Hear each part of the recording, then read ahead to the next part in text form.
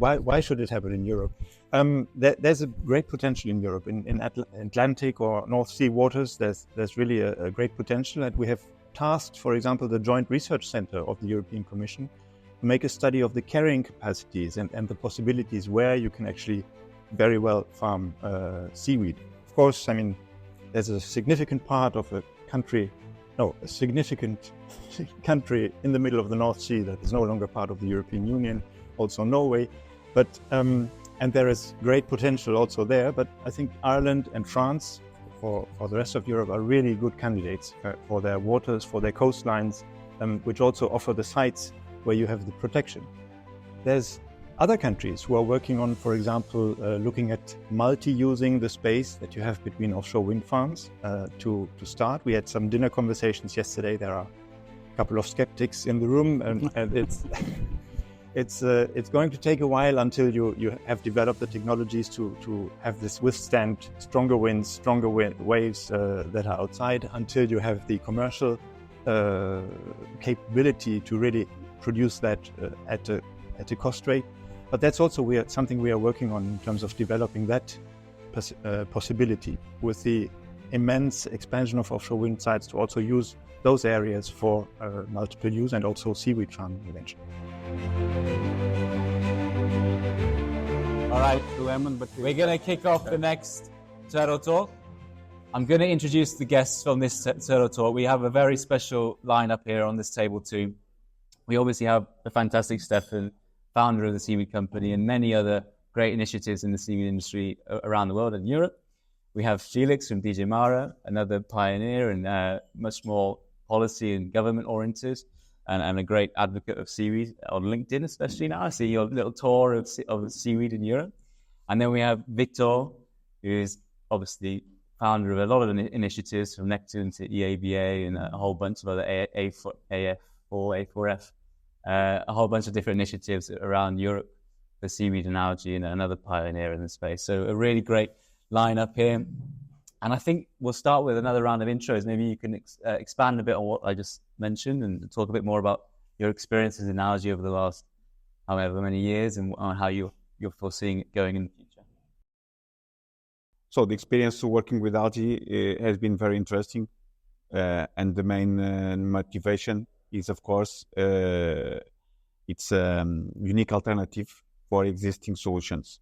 So increasingly, there is a need for a new way to provide proteins, fibers, and other solutions for food. And Felix, was my experience with algae? Yeah. It's I work at the European Commission. We try to promote a sustainable blue economy, so making sustainable use of what the sea can offer us and make it also commercially viable. We work on renewable energy, on aquaculture, on other things. And in 2017, there was a research project, and they said, "Can you tell us what the European Commission is doing about algae?" And I said, Nothing. No.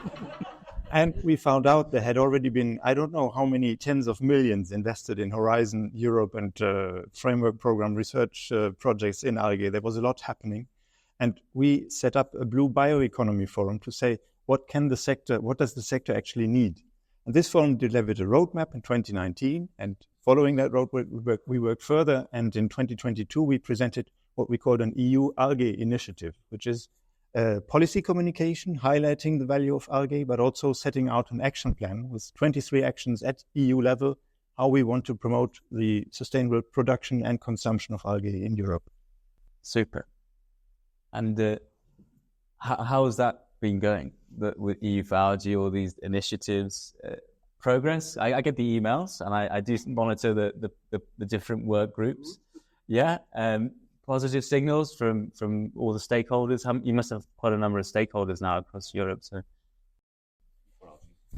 yes, actually, I mean, we were just saying maybe in 2000 it was too early to set up a stakeholder forum, but to support the algae initiative, we set up a stakeholder forum which we call EU for Algae, where we brought the whole sector together, not just seaweed, also microalgae sector.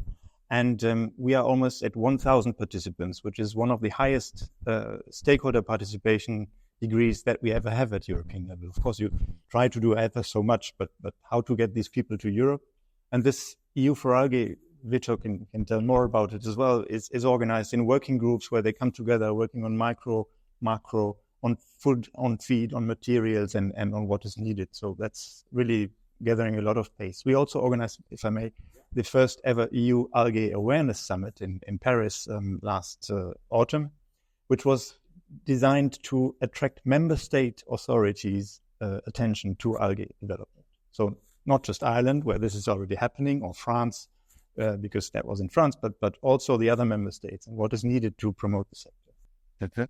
Vitor, do you want to expand on EU for Algae? And... Yes, EU for Algae is a tender from the European Commission that brings together this forum. It's a high-impact forum. We will see the final results and the real results in a few years, because this takes time. This forum has several working groups, algae for food, algae for fertilizers, algae for food, for a wide range of applications. And for example, in the algae for food, we are working hard in creating information that is very useful for you, for all of you. That is about the contaminants in algae. What is the regulation that exists all over Europe in different countries about the different contaminants, iodine, nickel, and so on. So this will be released very soon. And in this EU4Algae, there are several workshops that are organized and that bring together all the interested parts. So you must pay attention to what is going on in the web, especially in LinkedIn, and you'll see a wide range of activities. Yeah, while I've got you on the mic, Vitor, you're so industry-facing as well as obviously across all value chain segments. But in terms of industry, why is scaling seaweed production so important? And how can we do that sustainably to build a sustainable industry? I think that it would be interesting to see why it was not scaling so far, why we were stuck for thousands of years. Because recently there was a paper that you probably saw it in skeletons with 12,000 years old, taken here in Europe, mostly in UK and all other countries. I think 12 different locations. It was found that 12,000 years ago in Europe there was a high consumption of seaweed, because DNA from seaweed was found in the teeth of these skeletons. So we had a lot of seaweed consumption here. Why didn't we keep consuming seaweed? And seaweed is a great industry now here in Europe. No. The reason is interesting. And we need to see what happened in Asia. In Asia, they started to consume, and they kept consuming a lot. What was the big difference? The big difference is that since 12,000 years ago, in Europe, we developed agriculture, very advanced agriculture, and we have solutions for food. So we don't need, until now, we didn't need seaweed. Microalgae were not necessary for us, while in Asia, they were necessary because they didn't develop agriculture until the beginning of the last century. They didn't develop agriculture, so they need it as a food source. Interesting perspective. Definitely. Yeah. But now we need it. Now we need it. But the big difference between Asia and Europe is, of course, age. It's also age. Exactly. At the same time, of this need, because need generates action. And we didn't, if we needed, we would develop technologies adapted to our circumstances, to our climate, to our difficult weather. While in Asia, they developed what they God bless them with that locations to make aquaculture, seaweed aquaculture. So now we need, because we are facing a stage where the growing of agriculture is not sustainable. We cannot do more. In a sustainable way, we cannot do more. And answering your question, either we keep importing everything we need from outside Europe, or we develop our own alternatives to the current agriculture. So we need it, and we need it in a sustainable way. And seaweed, macroalgae, aquaculture provides the answer to a more sustainable source of crops. Mm-hmm. Definitely, you want to No, I wanted to add something that is very important from EU for Algae, the initiative. You're talking about contaminants. And basically what you have discovered with the working groups is that a lot of contaminants are measurements geographically one point in time. And then suddenly there's upheaval about that. But once more studies been done, it shows different values in different ways. And I think that is one of the good things coming out of it at the moment. Exactly. And the other good thing is that today it is happening a SAN meeting. The standardization organization, European Standardization Organization, is having a meeting today in Copenhagen. And we have a representation from EABA, where we are discussing the standards for algae. So this started 4 years ago, also mandated by the European Commission to SAN. And SAN has been developing standards for the algae sector because it is very, very, very, very 1 hour relevant, because without standards, we will not be able, for example, to measure contaminants. No, but you want to compare apples with apples and not apples with pears. So. Exactly. Standards are very important, and this is going on, but unfortunately, this will take years until we see the results. There are already some standards published, but the main ones are still to come. For example, for you, one of the standards that is more relevant and that is high impact is the dry weight. How to measure for the statistics. You will see later on in the factory how we do that. Yes, but in Asia, for example, they do it in one way. In different countries, in Korea, in China, in Japan, they measure the dry weight in one different way, dried algae, wet algae, than we do here. But so we cannot compare the production and the statistics, and this is a big problem. Because, as you know, water is very heavy and expensive to ship. Yes, of course.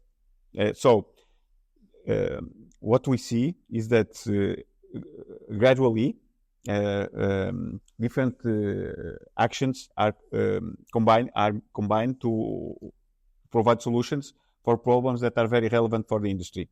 One of them is that in EU4Algae, we are caring about detailed issues related with the macroalgae, and in SAN we are working with the standardization that is relevant for algae. At the moment, one of the key points is how to measure iodine, how to measure nickel, how to measure cadmium in the contaminations of macroalgae.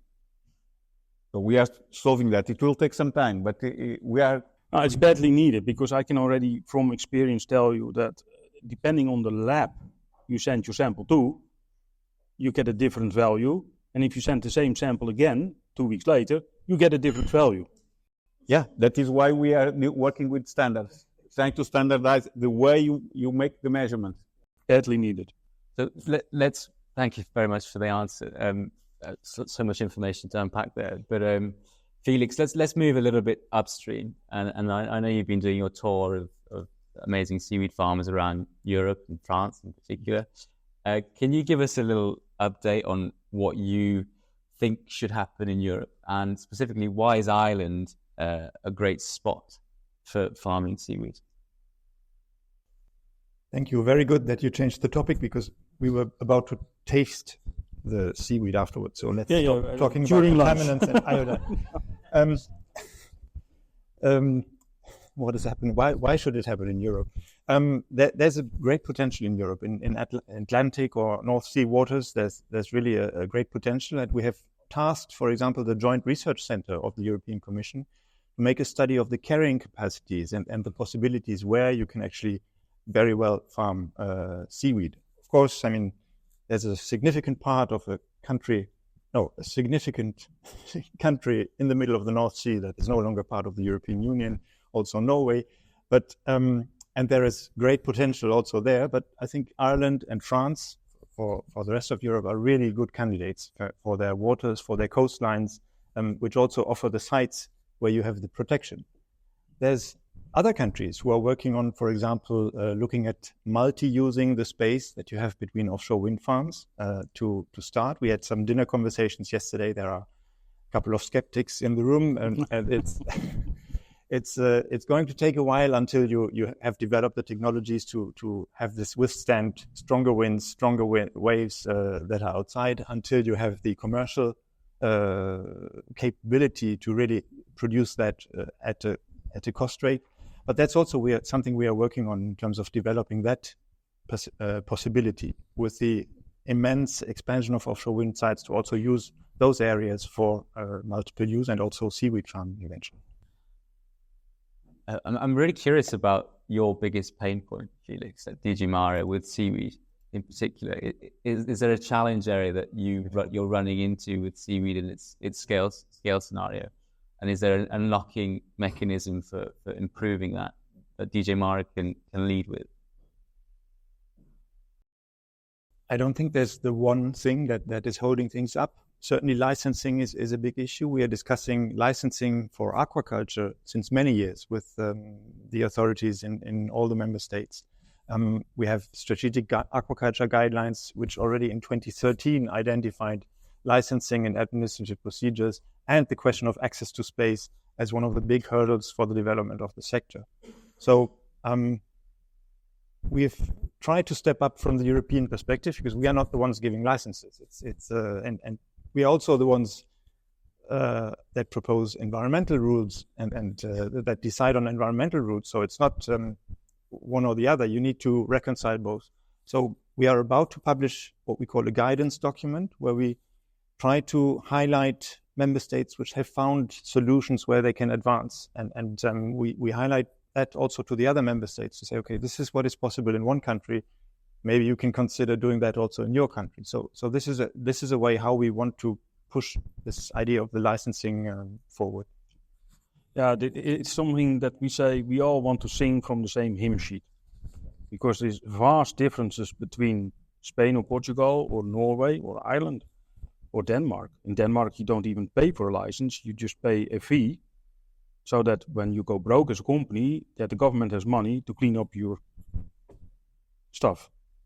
So just to give you an example how diverse the whole thing is. So we need localized bodies that really help facilitate. But it's basically pushed or steered from the EU with recommendations. I know you can't issue licenses, but lead them, show them the good examples in other countries, and then try to move it in a harmonized legislation. So it's good to hear that you guys are already moving that. Stefan, have you got any asks for DJ Mare on that front? Well, I'm more, and that is for both of you actually, the licenses is one thing, but what instruments can we use to develop the algae sector in Europe much more so? Ireland is Ireland. And France, you have the examples, they also are well on the way in initiatives and establishing this. But how can we lift it up to the next level for the EU? That would be my question. What kind of things do you need, either from DG Mare and Vitor from the industry or from funding instruments, to go the next step? What we have been doing, and complementing what Felix already said, is that what really makes the industry go are the applications, are the products that are sold in the market. The products, develop more products. But to develop more products, it is necessary to have more algae that are approved for food, for example.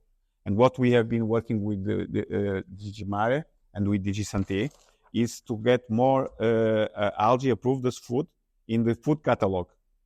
And with the DG Mare, we were able to sum up and stress DG Santé to approve more and to get a more unified approval. And now you see that there are 26 new seaweed approved. That's quite an achievement, eh? It's incredible. Really good achievement. It was many years of work, 10 years, and around this, 10 years. because we found that the main bottleneck was to have a wide range of seaweed that are approved as food, that are considered safe by the EFSA. Before, now it's GMAR, but before it was EFSA. So as more seaweed are considered safe food, the people that make the different applications of seaweed can develop more products, and the industry can be stronger. And that is very relevant. The pain point, 10 years, getting more seaweed as approved as food. Mm-hmm. We can come back to that point, but Felix, did you have anything to add to Stefan's question? Well, we like to see the sector getting organized as such, which is why we have supported the EU for algae. But also, if you look at, for example, the broader aquaculture sector, you sometimes have what you call producer organizations under the Common Market Organization in the EU. Now, algae producers are still very small, but when we see people getting together in an organization and saying, okay, we have a common approach to marketing our products, for example, there are rules so that you don't have unfair competition and all this, but there are also possibilities to create, for example, transnational producer organizations so that you can get organized at, like, I don't know, the European Seaweed Producers Organization. I could imagine if that is set up one day, it may take time and a while, but this is something where you would really have a foot in the market and the possibility also to be supported, for example, from the European Maritime Fisheries and Aquaculture Fund and so on. So that would be something if one day the industry gets organized like this, that would be great for us. Well, we're one step ahead of you. There is organizations like that, Merci les Algues in France. We have in Norway the industry organization.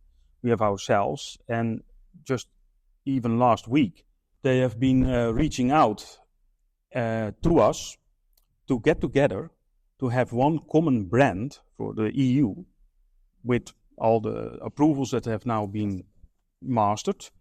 For food safety, for being recognized as food, to help put these products in the market, like you see here on the table, with that stamp, EU-wide.